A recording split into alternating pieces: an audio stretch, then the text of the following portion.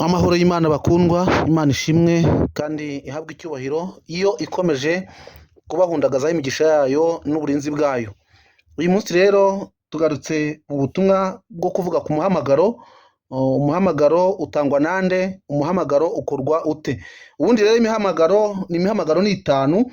Uyu munsi niba uri umukristo utari umunyedini, tuje kugusobanurira umuhamagaro uwo ari wo kugira ngo nawe ubwawe usuzume urebe umuhamagaro ushobora kuba urimo. Hanyuma mbere y'uko tuvuga ku muhamagaro, n'ubundi mu buzima busanzwe abantu bavutse bakabyarwa n'umugore baba binjiye mu kintu cyitwa umuhamagaro, kuko umuntu afite ikintu avukira, imirimo ye ku isi azakora ni umuhamagaro, hanyuma yayirangiza akazasanga ba sekuru nk'uko byagiye bigendekera abakurambere bacu cyangwa se abatubanjirije. Hanyuma rero mu muhamagaro usanzwe, ubundi umuntu avukira gukura bene wabo mu kaga, avukira abahamagariye gufasha abandi, hari abahamagariye ubugiraneza, hari abahamagariye kuba abarimu b'abantu bo mu isi, ubuzima bwawe bukaba mwarimu w'abantu, abazabwumva n'abazabubona. Hari n'abahamagariwe kuzategeka abandi, muri make akavuka ari umuhamagaro Imana yamuhaye, ari umurimo azaza gukora mu isi. Hanyuma rero hari n'abisanga mu muhamagaro wo kuba abagaragu b'abandi. Ibi nabyo uraza kubyumva, ariko ibi si byo twaje kuvugaho. Icyo tuje kuvuga cyane, tuje kuvuga ku muhamagaro dusanga mu rwandiko Pawulo yandikiye Abefeso igice cya 4 uhereye ku murongo wa 5 kugeza ku murongo wa 12. Hanyuma rero iyo usomye ku murongo wa 11 ho hari umwihariko w'umuhamagaro nyirizina, aho batubwira ngo nuko aha bamwe kuba intumwa ze, n'abandi kuba abahanuzi, n'abandi kuba ababwirizabutumwa bwiza, n'abandi kuba abungeri n'abigisha. Ngiyi imihamagaro 5 iri guca ibintu, abantu bamwe bihamagaye, abandi bagahamagarwa na bene wabo, hanyuma ikaba iteje intambara. Ariko Bibiliya nk'uko twamenyereye kubabwira ukuri kw'ibyanditswe, tuje kubabwira iyi mihamagaro n'ukuntu umuntu awuhabwa, n'ukuntu umuntu ashobora kuwukoreramo. Uyu munsi nawe umenye umuhamagaro wawe. Iyo uhereye kuri uriya murongo wa 5 rero haravuga ngo hariho umwami umwe, kwizera kumwe, n'umubatizo umwe. Hariho Imana imwe ariyo Data wa twese, dusumba twese, uri hagati yacu twese kandi uturimo twese. Ariko umuntu wese muri twe yahawe ubuntu nk'uko urugero rw'impano ye ya Kristo ruri. Nicyo gituma ivuga iti, amaze kuzamuka ajya mu ijuru, ajyana iminyago myinshi, aha abantu impano. Ariko iryo jambo rivuga ngo yazamutse mu ijuru risobanura riti? Ntirigaragaza yuko yabanje kuzamuka ikuzimu? Uwamanutse niwe wazamutse ajya hejuru y'amajuru yose, kugira ngo asohoze byose. Imana ishimwe. Hari ibindi bintu abantu bari kujyaho impaka cyane binateje akaga, ariko muri iri jambo rivuga ngo ubumwe bwo kwizera, abantu bagombye kumenya ko hariho umwami umwe ariwe Kristo Yesu. Itorero cyangwa idini ryose usengeramo, ukabanza ukamenya neza aya makuru ko hari umwami umwe, ntabwo abantu bari gukorera abami benshi.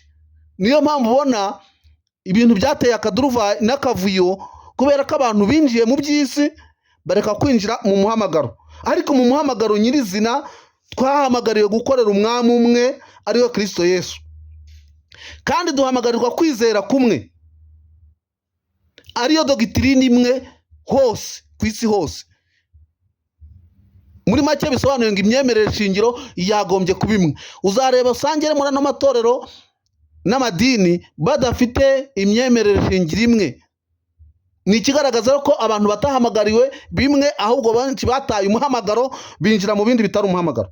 Hanyuma Bibiliya tubwiye ko hari umubatizo umwe, ari wo mubatizo wa Yohana wo kwihana. Hanyuma umuntu akawemeresha cyangwa akabihamirisha kugera ikirenge cya Kristo, abatizwa mu mazi menshi.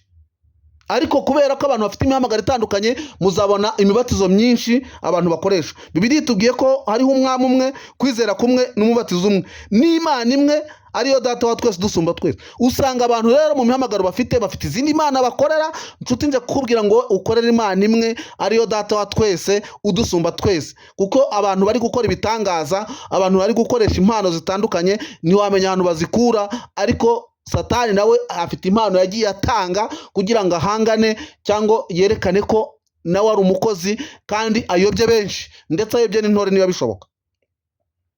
Bibiliya itubwiye ko Yesu amaze kumanuka akajya ikuzimu yazamutse, ariko amaze kuzamuka ngo yahaye abantu impano nk'uko urugero rw'impano yaguhaye ruri. Yatanze impano zikwiriye buri muntu, impano imukwiriye nk'uko urugero rwe ruri. Bibiliya itubwira ko rero nta muntu wigeze ahabwa umuhamagaro mbere y'impano. Impano nizo zabanje gutangwa mbere, nyuma hakurikiraho umuhamagaro. Umuhamagaro wa mbere rero, abambere bakimara kwakira impano z'umwuka yabahamagaye imihamagaro itandukanye, ariko ngo yashyize bamwe mu itorero kuba intumwa ze. Iyi ntumwa rero ikora umuhamagaro wayo gute? Ni abantu bagenda babwiriza ubutumwa bwiza bwa Kristo, hanyuma bakagenda bashinga amatorero hirya no hino ku isi. Ari naho Pawulo yabaye intumwa ahamagawe na Yesu, agenda abwiriza ubutumwa, agenda ashinga n'amatorero, anivugira ko yashyizeho urufatiro nk'umwubakisha mukuru abantu bakwiye kugenderaho. Uzasanga rero abanyamuhamagaro benshi batari kugendera ku byanditswe mu nzandiko za Pawulo, bakanatandukira bakavuga ko yabivuze mu gihe runaka, yafite abashaka kubwira, ariko bavuga ko ari we mwubakisha mukuru. Kandi tugomba kubwira abantu ibyo yanditse, kuko nawe yanditse ibyo yumvanye Yesu. Haleluya! Imana ihabwe icyubahiro kandi Imana ishimwe. Uyu muhamagaro w'intumwa rero tuwurangije, uzasanga nta nubwo ufatwa n'abantu benshi.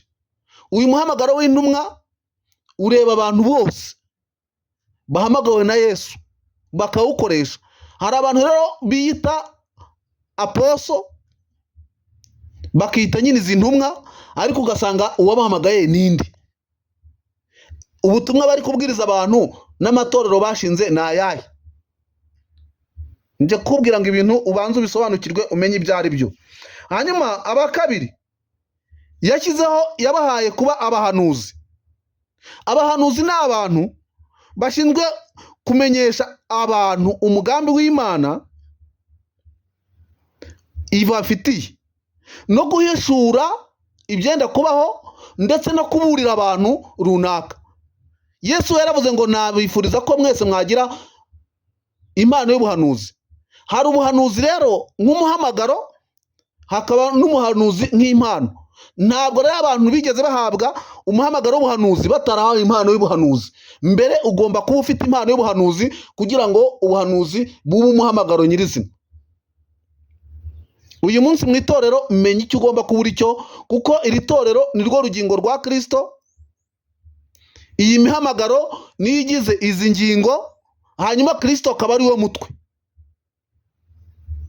Hanyuma aba gatatu yabahaye kuba abwiriza butumwa bwiza. Uyu muhamagaro nje kukubwira ngo nawe akenshi abantu benshi bafata cyane banahamagawe, kuko Yesu ajya kugendera nawe uhamagarira abantu bose, avuga ati mugende mu mahanga yose mubwiriza abantu ubutumwa bwiza, abazemera muzababatize. Uyu muhamagaro ureba buri muntu wese wizeye Yesu Kristo nk'umwami n'umukiza mu bugingo bwe. Ariko ugasanga mu matorero n'amadini hari abo bavuga ngo uyu ni umubwiriza butumwa bwiza, batanarebye ko afite uwo muhamagaro. Hari abantu bahamagarwa na bene wabo, hari abahamagarwa n'inshuti zabo, hari n'abihamagara ubwabo, hari n'abahamagarwa na RGB. Ariko twabanza kureba tukamenya uyu muhamagaro bamuhamagaye ni umuhamagaro wo mu itorero cyangwa ni umuhamagaro wo mu idini. Nge ndimo ndababwira neza ubutumwa bwiza bw'umuhamagaro wo mu itorero. Ababwiriza butumwa bwiza rero babikora nk'umuhamagaro, badashaka indamu, bataririmira ibihembo, nubwo Bibiliya ivuga ko ababwiriza ubutumwa bwiza bagomba gutungwa nabwo. Twagombye kumenya ibyo bintu. Bibiliya ikavuga ko abakora umurimo wo ku gicaniro bagomba gutungwa n'ibivuye ku gicaniro. Bibiliya ikavuga kandi ko umukozi akwiriye ibihembo. Abakozi bakwiye guhembwa pe, bahawe iyi mihamagaro, ariko tubizi neza ko uyu muhamagaro uwabo bakabihemberwa. Ariko abantu benshi binjiye muri iyi mihamagaro batangira kwaka abantu ibintu, batangira kwaka amaturo, batangira kwaka ibya cumi, ugasanga ni imishinga bafite yo kuzamura ubuzima bwabo n'imiryango yabo, kumbi si umuhamagaro. Abakane ngo bahawe kuba bungeri. Icyitonderwa, Bibiliya nta hantu itubwira abashumba, kuko abashumba ni imvugo yanditswe isobanutse neza mu kinyarwanda cyuzuye. Abashumba baragira inka, bakaragira n'ihene, ariko abungeri baragira intama. Kandi abungeri bari bashinzwe kuragira intama, bakazirinda, bakazishakira urwuri rutoshye, bakazibera amaso. Hanyuma kandi bakaba abungeri biza batabasha guta intama igihe ikirura kije. Ariko abashumba bashobora kubona ikirura kije bagata amatungo. None mu muhamagaro w'iyi minsi abantu benshi bita abashumba cyangwa abapasitori.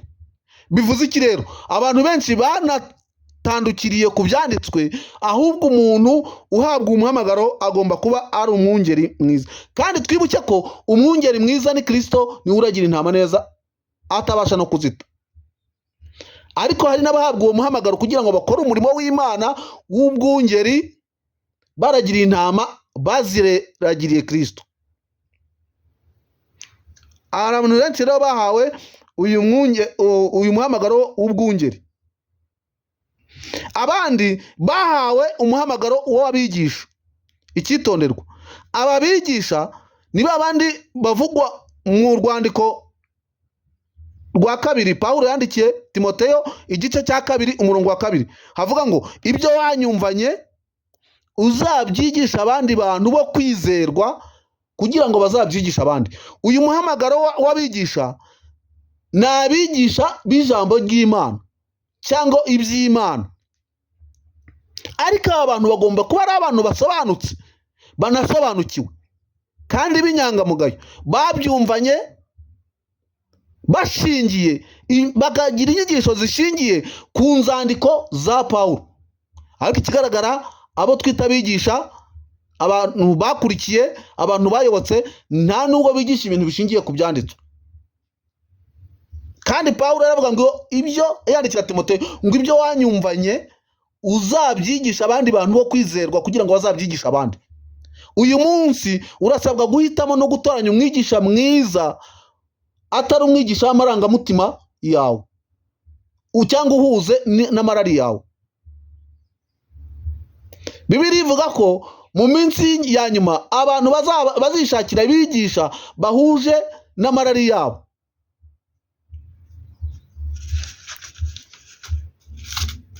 Aya magambo arakomeye, ariko ugomba kuyamenya, ugomba kuyasobanukirwa, ukamenya ukuri kw'ibyanditswe, ukamenya iyi mihamagaro yahamagaye bandi.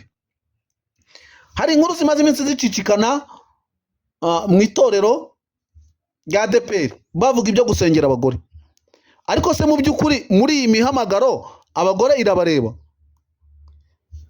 Muri iyi mihamagaro abagore irabareba, ariko hari inshingano zitagenewe abagore, kubera ko abagore, Bibiliya itubwira ko umugabo ari we mutwe w'umugore, hanyuma Kristo nawe akaba umutwe w'umugabo. Kuko Bibiliya ivuga ko idashaka ko abagore bategeka abagabo.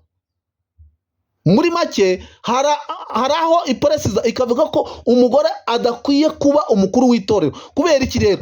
Kubera iki? Inshingano zo kwita ku muryango, zo kuganduka, agandukira abo babana.